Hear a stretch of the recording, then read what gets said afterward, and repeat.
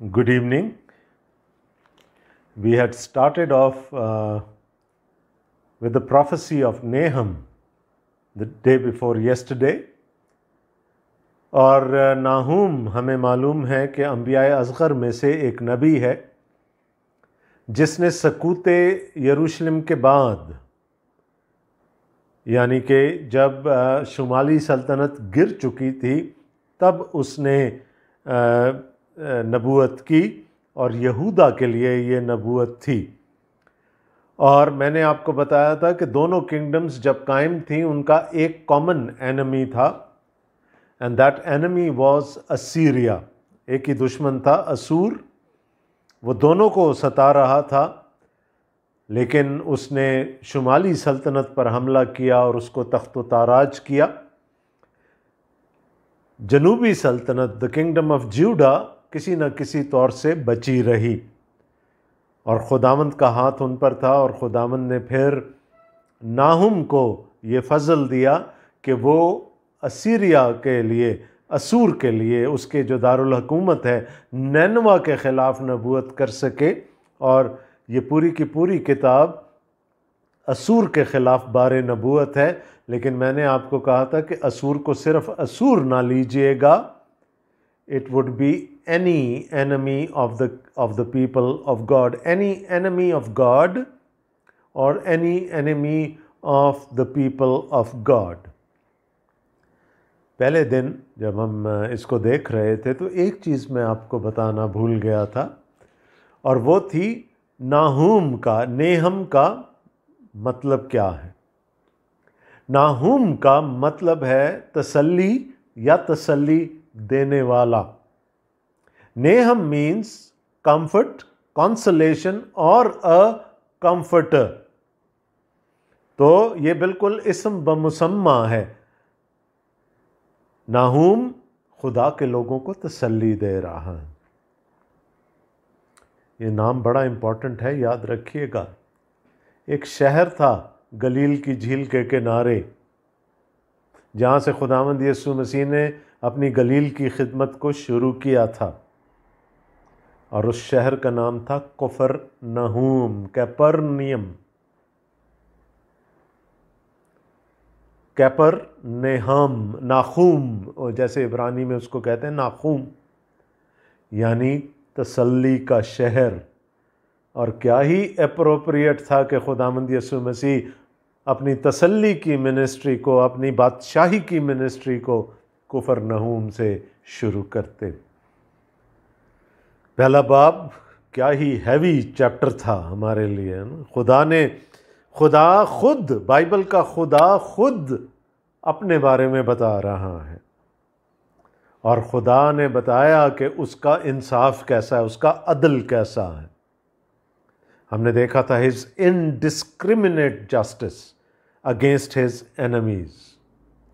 پھر ہم نے اس کی irresistible power دیکھی تھی، اس کی قدرت کو دیکھا ہم نے کہ وہ کوئی چیز اس کے دائرہ قدرت سے باہر نہیں ہے۔ وہ کسی فورس آف نیچر کو استعمال کر سکتا ہے تباہی لانے کے لیے اپنے دشمنوں پر۔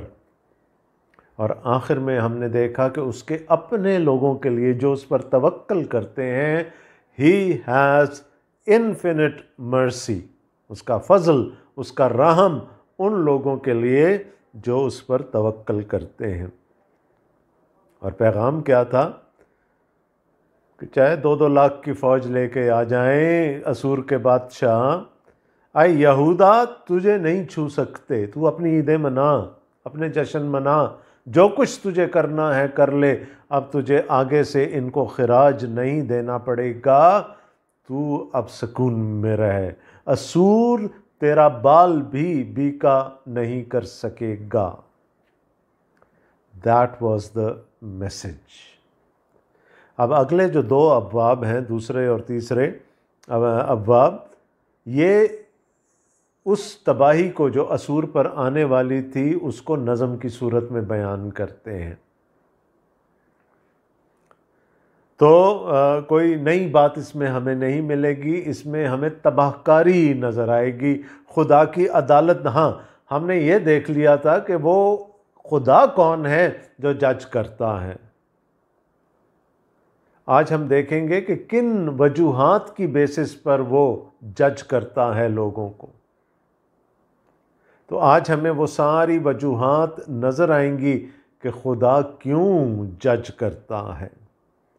So it's a poem. The second and the third chapters are a poem about the destruction of Nineveh, about the destruction of Assyria with very graphic details. تو ایک نظم کی طرح ہم اس کو پڑھ جائیں گے، اس میں زیادہ کچھ ایکسپلین کرنے کے لیے نہیں ہوگا، زیادہ سمجھنے سمجھانے کے لیے نہیں ہوگا۔ جو ناہوم کہنا چاہتا تھا وہ پہلے باب میں کہہ چکا ہے۔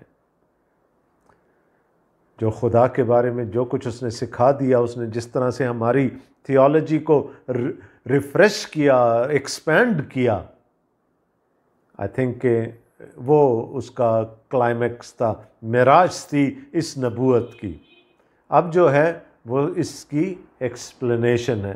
چونکہ 2 ابواب ہیں، میں ان کو پڑھ نہیں رہا آپ کے سامنے، صرف ہم ان کو پڑھتے چلے جائیں گے۔ ایک نظم ہے، تو نظم کو آپ کو پتہ ہے کہ نظم کی اگر تشریح کی جائے تو پھر اس کا مزہ نہیں رہتا۔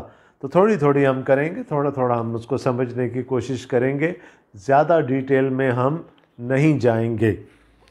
تو we will start with chapter 2 and verse 1، دوسرا باب، اور اس کی پہلی آیت سے ہم شروع کر رہے ہیں۔ میرے سامنے جو بائبل مقدس کا نسخہ ہے اردو کا، اس میں ٹائٹلز دیے گئے ہیں، اور اس حصے کا ٹائٹل ہے سکوت نینوا، دا فال آف نینوے، اور یہ نظم کی صورت میں ہے۔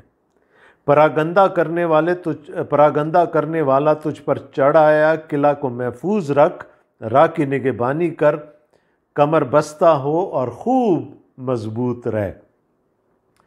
یہ شروع ہو رہی ہے یہودا کے لیے پیغام سے۔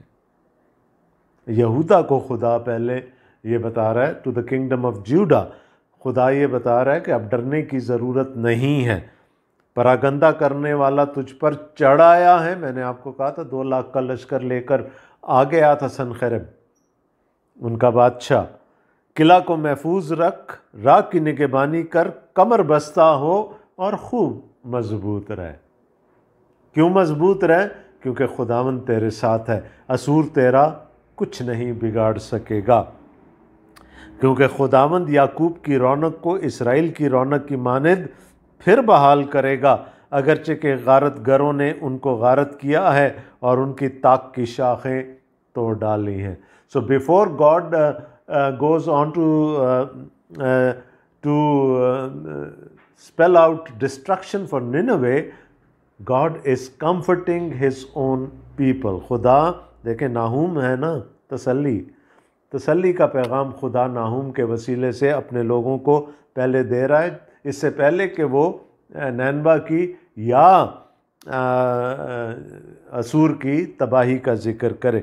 تو پہلی 2 آیتیں یہودا کے بارے میں، بنی اسرائیل کے بارے میں، اور خدا کہہ رہا ہے کہ خدا تیری رونق پھر بحال، میں تیری رونق پھر بحال کروں گا۔ اس کے بہادروں کی سپریں سرخ ہیں، جنگی مرد کرمزی وردی پہنے ہیں، اس کی تیاری کے وقت رتھ فولاد سے جھلکتے ہیں اور دیوار کے نیزے بشدت ہلتے ہیں۔ Now this is a very graphic depiction of the military strength of Assyria. اور دیودار کے نیزے بشدت ہلتے ہیں، رتھ سڑکوں پر تندی سے دوڑتے اور میدان میں بے تحاشا جاتے ہیں، وہ مشلوں کی مانند چمکتے اور بجلی کی طرح کونتے ہیں۔ وہ اپنے سرداروں کو بلاتا ہے، وہ ٹکریں کھاتے آتے ہیں، وہ جلدی جلدی فصیل پر چڑھتے ہیں اور اڑتلا تیار کیا جاتا ہے۔ They had a trained, a very well disciplined army. They could penetrate through the defenses of any city, any fortified city. وہ کسی بھی شہر کو تخت و تاراج کرنے کی قدرت رکھتے تھے۔ ان کے پاس فوجی عسکری قوت بھی تھی، ان کے پاس حکمت عملی بھی تھی، اور ان کی فوج جو تھی وہ بڑی ڈسپلن تھی۔ نہروں کے پھاٹک کھل جاتے ہیں اور قصر گداز ہو جاتا ہے، کوئی چیز ان کے سامنے ٹھہر نہیں سکتی۔ حسب بے پردہ ہوئی اور اسیری میں چلی گئی، اس کی لونڈیاں کمریوں کی مانند کراتی ہوئی ماتم کرتی اور چھاتی پیٹتی ہیں۔ نینوا تو قدیم سے حوض کی مانند ہے، تو بھی وہ بھاگے چلے جاتے ہیں، وہ پکارتے ہیں کہ ٹھہرو ٹھہرو، پر کوئی مڑ کر نہیں دیکھتا۔ چاندی لوٹو سونا لوٹو، کیونکہ مال کی کچھ انتہا نہیں، سب چیزیں کثرت سے ہیں۔ دیکھیں سب سے پہلا کیا ہے کہ میں نے کہا تھا there would be reasons for God's judgment on Nineveh۔ جب وہ فتح کرنے نکلتے تھے، لڑائی کرنے نکلتے تھے، تو عورتیں لکھا ہے ان کی لونڈیاں بھاگتی تھی، کمریوں کی مانند کراتی ہوئی ماتم کرتی اور چھاتی پیٹتی ہیں۔ وہ پامال کر دیتے تھے، وہ عزتیں لوٹ لیتے تھے عورتوں کی، اور اس لیے وہ ایک تو یہ ان کا گناہ ہے۔ پھر اس کے آگے اور کیا ہے؟ چاندی لوٹو سونا لوٹو، کیونکہ مال کی کچھ انتہا نہیں، سب نفیس چیزیں کثرت سے ہیں۔ تو لوٹ مار ہوتی تھی جب وہ فتح کر لیتے تھے، اس کے بعد it would be free for all, جو جس کی مرضی ہے وہ کرے، وہ جس کو لوٹے، اس عورتوں کی عزتوں کو پامال کرے۔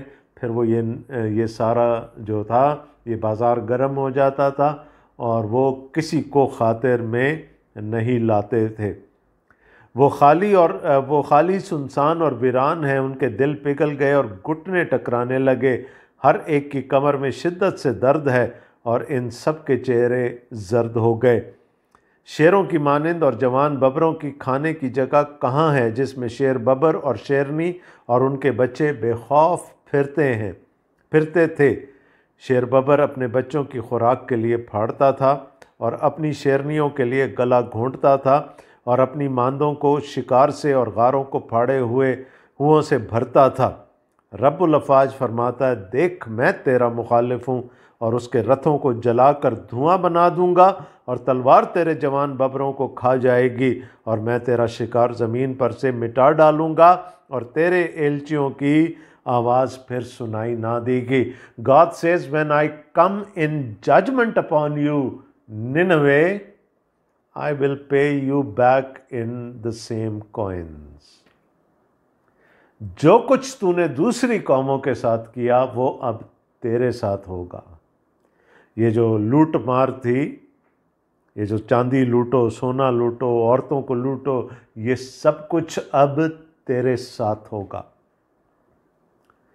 شیر ببر کا ذکر آ گیا یہاں پر، شیرنی کا ذکر آ گیا، شیر کے بچوں کا ذکر آ گیا۔ انسیڈنٹلی اسیریا کی جو حکومت کا ایمبلم تھا، نشان تھا، وہ شیر ببر تھا۔ ان کے جھنڈے پر جو بنا ہوا نشان تھا وہ شیر ببر تھا، اور وہ شیر ہی کی طرح دھاڑتے تھے اور شیر ہی کی طرح پچھاڑتے تھے لوگوں کو۔ لیکن خدا کیا کہہ رہا ہے 13ویں آیت میں؟ انہوں نے کہا یہ سب کچھ تو نے کیا اے اسور، اور اب یہ سب کچھ تیرے ساتھ ہونے جا رہا ہے۔ اور کیوں ہونے جا رہا ہے؟ میں تیرا مخالف ہوں۔ I am going to judge you now۔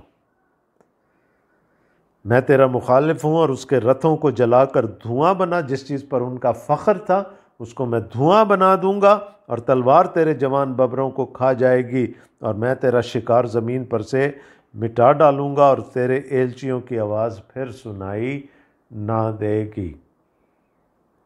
And that's what happened۔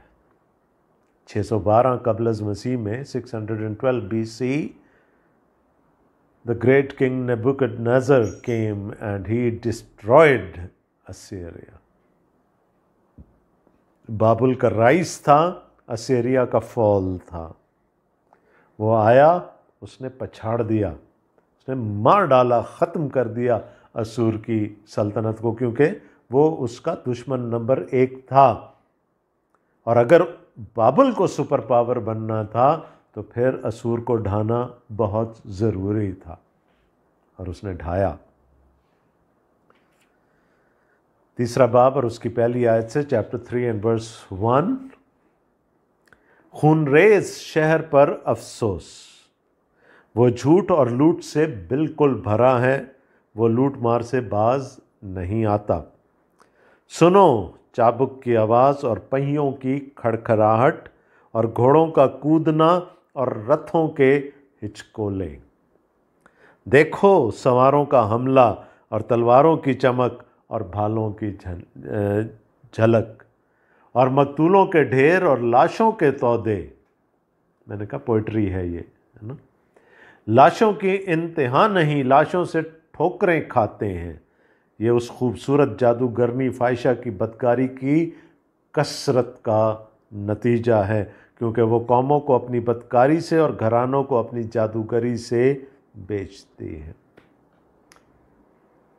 तो अब नेले पे दैला आ गया है। बाबुल और वो जवान साल उसका जनरल बादशाह नबूकदनेस्सर, वो जिस फौज को लेकर निकला है उसके सामने असूर की फौज भी हीच हो गई। और बाबुल का अब खुदा ने चाहा तो कल हम पढ़ेंगे कि बाबुल की फ़ौज कैसे आती थी। अब कुक नबी के सहीफ़े में हम बाबुल की फ़ौज के बारे में पढ़ेंगे। यहाँ तो हमने पढ़ा असूर के बारे में कि वो कैसे थे, कितने सफाक थे, लेकिन कल हम पढ़ेंगे खुदा ने चाहा तो बाबुल के बारे में। वो क्या कह रहा है कि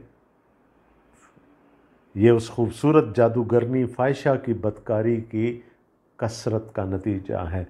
अक्सर जो सिटीज़ ऑफ इवल हैं, लाइक मिस्र है या बाबुल है या अब यहाँ पर असूर, इनको कस्बियों से तशबीह दी गई खुदावंद के कलाम में। फाहिशा कहा गया यहाँ पर। दे वर होर्स, दे वर प्रॉस्टिट्यूट्स, क्योंकि ये अपनी तरफ अट्रैक्ट कर लेती थी लोगों को और घरानों को अपनी जादूगरी से बेचती है। रब्बुल अफ़ाज फरमाता है, देख मैं तेरा मुखालिफ हूँ और तेरे सामने से तेरा दामन उठा दूंगा और कौमों को तेरी बरहंगी और मुमलिकतों को तेरा सतर दिखाऊंगा। वही मैंने जो शुरू में कहा था ना, God is going to pay them back in their own coin, they are going to test their own medicine now. खुदा ने कहा मैं तुम्हें बेइज्जत कर दूंगा कौमों के दरमियान। बरहनगी दिखाना या सतर खोल देने से मुराद क्या है कि रगेदे जाओगे कौमों के दरमियान। वो जिनके लिए तुम खौफ की अलामत थे, अब they will be laughing at you, you will become the laughing stock of the Nations. और नजासत तुझ पर डालूंगा और तुझे रुस्वा करूंगा, हाँ तुझे अंगुश्त नुमा बनाऊंगा। People will point fingers eight you, लोग उंगलियां उठाएंगे तुझ पर, हंसेंगे, ठट्ठा करेंगे तुझ पर, वो जो पहले तेरे खौफ से कांपते थे।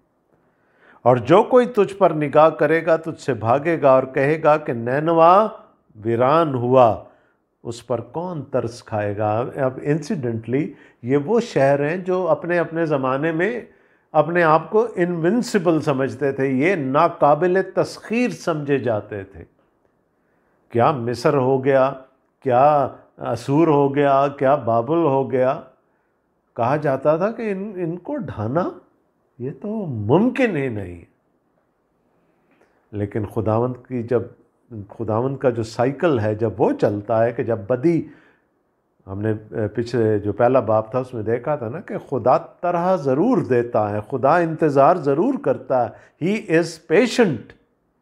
लेकिन जब उसके सब्र का पैमाना लबरेज हो जाता है तो then he comes back with hello and Brimstone. और यहाँ पर भी वो कह रहा है कि इस पर कौन तरस खाएगा। मैं तेरे लिए तसल्ली देने वाले कहाँ से लाऊं, अपनी कौम के लिए तो मैंने भेज दिया नाहूम को तसल्ली देने के लिए, तेरे लिए नाहूम कहाँ से लाऊं मैं।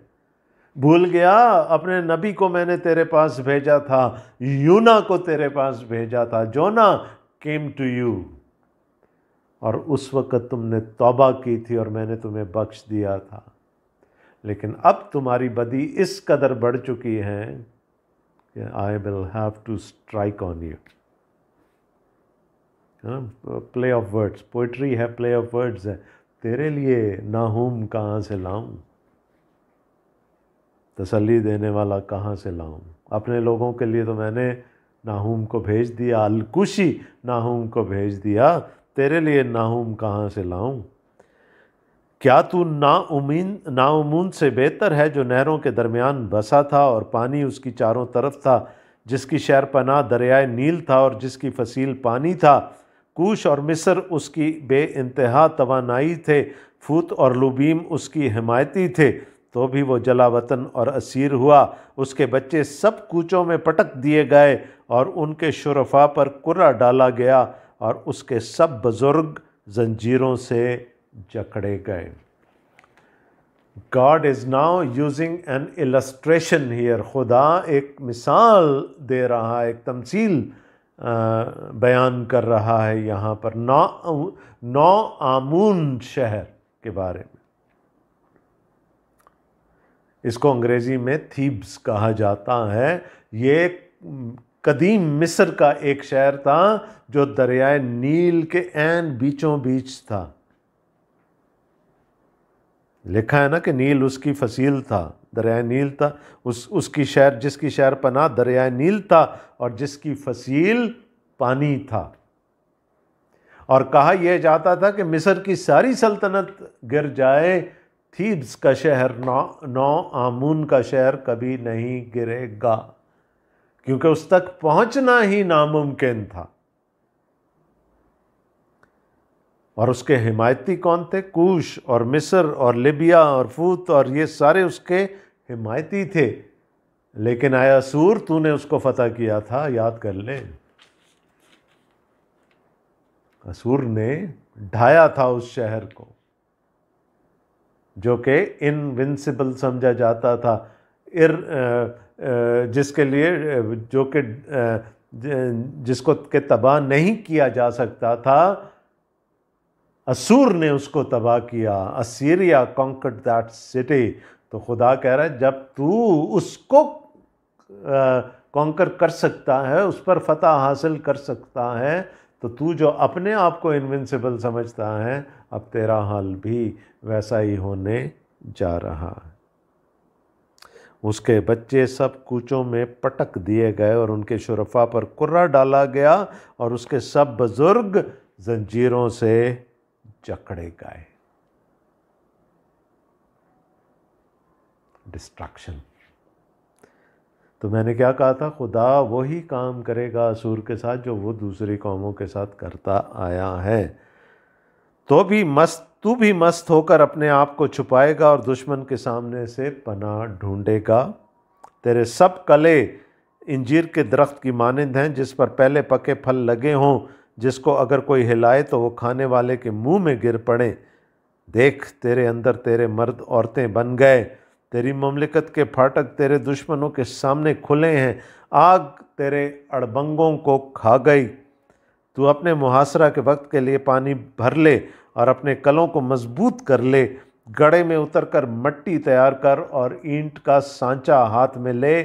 وہاں آگ تجھے کھا جائے گی، تلوار تجھے کاٹ ڈالے گی، وہ ٹڈی کی طرح تجھے چٹ کر جائے گی. اگرچہ تو اپنے آپ کو چٹ کر جانے والی ٹڈیوں کی مانند فرامان کرے اور فوج ملخ کی مانند بے شمار ہو جائے.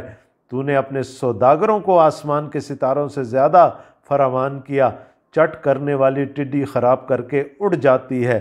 تیرے عمراء ملخ اور تیرے سردار ٹڈیوں کا ہجوم ہے جو سردی کے وقت جھاڑیوں میں رہتی ہیں اور جب آفتاب نکلتا ہے تو اڑ جاتی ہیں اور ان کا مکان کوئی نہیں جانتا. خدا کہہ رہے تجھے اپنی ملٹری سٹرینتھ پر بہت بھروسہ ہے نا، تجھے اپنے جوانوں پر، ان کے ڈسپلن پر بہت بھروسہ ہے. ختم ہو جائیں گے. they will become like females. تیرے جوان، تیرے مرد عورتوں کی طرح ہو جائیں گے، وہ لڑنے کے قابل نہیں رہیں گے جن پر تجھے بھروسہ ہے. دوسرا بھروسہ تجھے اپنے تاجروں پر تھا، اپنی اکانومی پر تھا. ختم ہو جائے گا، سب کچھ ختم ہو جائے گا. جو بھی جس جس چیز پر تجھے ناز ہے، اور پھر خدا کہہ رہا ہے تیری کثرت، تو بنا لے، اینٹیں بنا لے، جو کچھ کرنا ہے، اور اپنے آپ کو فورٹیفائی کر لے، جو کچھ کرنا ہے کر لے، تو اپنے آپ کو ٹڈی دل جیسا بنا لے، تو بھی ختم ہو جائے گا. ایوری تھنگ شال بی ڈسٹرائڈ. اے شاہ اسور تیرے چرواہے سو گئے، تیرے سردار لیٹ گئے، تیری رعایا پہاڑوں پر پراگندہ ہو گئی، اور اس کو فراہم کرنے والا اب کوئی نہیں. تیری شکستگی لا علاج ہے، تیرا زخم کاری ہے، تیرا حال سن کر سب تالی بجائیں گے، کیونکہ کون ہے جس پر ہمیشہ تیری شرارت کا بار نہ تھا.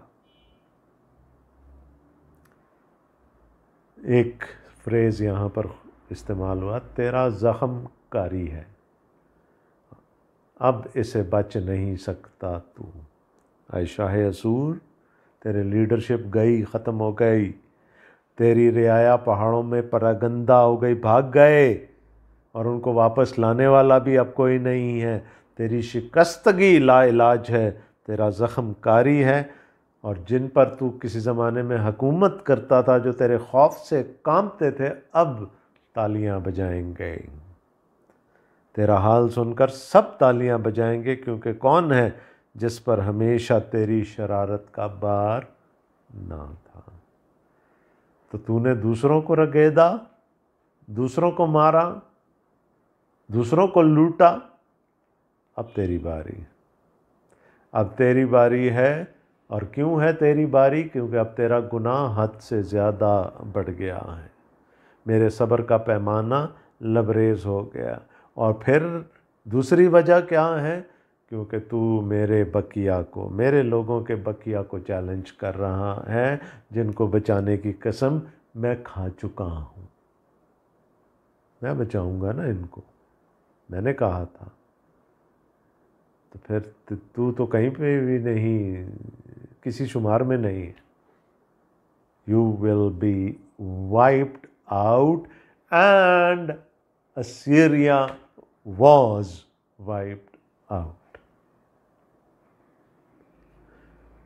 تو خدا کہہ رہا ہے کہ تیری تباہی اب قائم ہے. تو خدا عدالت کرتا ہے کس کی؟ جو شریر ہیں. خدا رحم کرتا ہے کس پر؟ جو فراطن ہیں، جو توکل کرتے ہیں. اور اس کی طاقت کے سامنے کھڑا رہنا ناممکن ہے. ایسا خدا کون ہے نا، جو اپنے لوگوں کی بد کرداری سے درگزر کرتا ہے، چاہے اس کو اپنے بیٹے کو قربان کرنا پڑے. He had to bear the cost. ہے نا، ہماری تو بد کرداری خدا نے ہٹا دی، لیکن اس نے قیمت خود چکائی. تو اس کا نام جلال پائے. آمین.